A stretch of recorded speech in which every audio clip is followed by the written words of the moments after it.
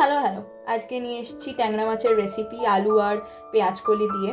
তো প্রথমেই ট্যাংরা মাছগুলো নুন হলুদ আর সর্ষের তেল মাখিয়ে রেখে দিয়েছি। এদিকে একটা কড়াইতে ভালো করে তেল গরম করে নিয়েছি। কড়াই ভালো করে গরম হলে তারপরেই তেল দেবে এবং তেল থেকে ধোঁয়া উঠলে তারপরেই মাছগুলো ভাজতে দেবে, না হলে কিন্তু মাছ কড়াইয়ের গায়ে লেগে যাবে। তো এই ট্রিকগুলো ইউজ করলে ইট উইল বি ইজিয়ার। আর মাছে যদি সর্ষের তেল মাখিয়ে রাখো তাহলে কিন্তু মাছ ফাটবে কম, এমনিতেই ট্যাংরা মাছ খুব ফাটে, সো ফাটবে কম যদি মাছে সর্ষের তেল মাখিয়ে রাখো।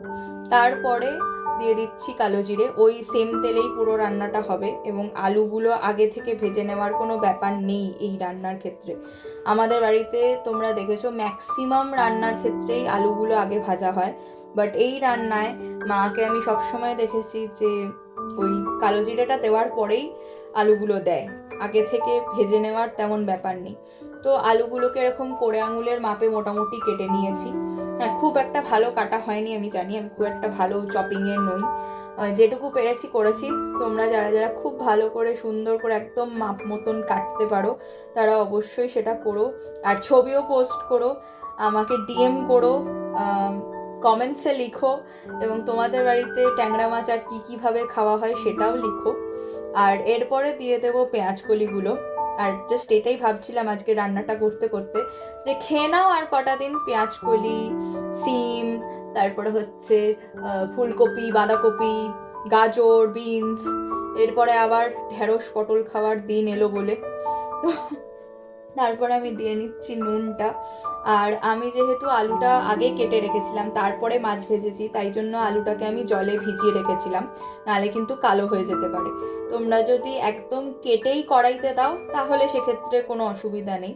তারপর দিয়ে দিচ্ছি পেঁয়াজকলিগুলো, আলুটা একটু হয়ে আসার পরেই দিচ্ছি, কারণ পেঁয়াজকলি অনেকটা নরম সবজি, তো আমি আশা করছি হয়ে যাবে তাড়াতাড়ি। আর হ্যাঁ, পেঁয়াজকলিগুলো আজকে তেমন খুব একটা ভালো নয়, এটা আশা করি তোমরা দেখেই বুঝতে পারছো, বাট ওই আর কি, যা আছে তাই দিয়েই এখন রান্নাটা হোক। আর তারপর দিয়ে দিয়েছি একটু মিষ্টি। এটা দেখলেই অনেকে রাগ করবে আমি জানি, কিন্তু আমি বাঙাল বাড়ির মেয়ে হওয়া সত্ত্বেও এটা বলছি, যেরকম পায়েসে নুন দেওয়া হয় সেরকম একটুখানি যদি মিষ্টি দাও তাহলে কিন্তু নুনের ব্যালেন্সটা খুব সুন্দর আসে যে কোনো রান্নার ক্ষেত্রে। তারপরে দিয়ে দিলাম হলুদ গুঁড়ো আর লঙ্কা গুঁড়ো, এটা কাশ্মীরি মির্চ, তোমরা যদি কেউ চাও তাহলে এমনি লাল লঙ্কা গুঁড়োও ব্যবহার করতে পারো, যে যেরকম ঝাল খাবে সে সেটা বুঝে দেবে। এই রান্নাটা যেহেতু আমি খাবো না, আমি খুব একটা মাছ খাই না তোমরা জানো, ওই চিংড়ি মাছ বা পমফ্রেট মাছ বা পাবদা মাছ এইটুকুই, কাতলার কালিয়া হলে পেটির পিস থাকলে তবেই খাই, মানে এরকম অবস্থা।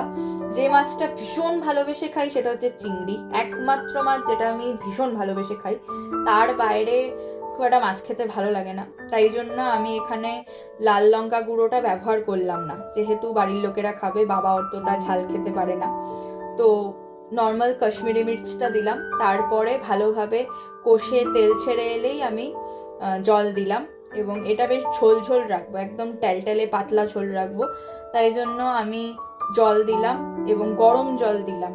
আমি কিন্তু কাঁচা জল, ঠান্ডা জল দিইনি, তাহলে কিন্তু রান্না হতে অসুবিধা হয়। হুট করে যদি ঠান্ডা জল দিয়ে ফেলো তাহলে কিন্তু রান্নাটা মানে রান্নার টেম্পারেচারটা নেমে যায়, তো সেখানে রান্নার টেস্টও চেঞ্জ হয়ে যায়।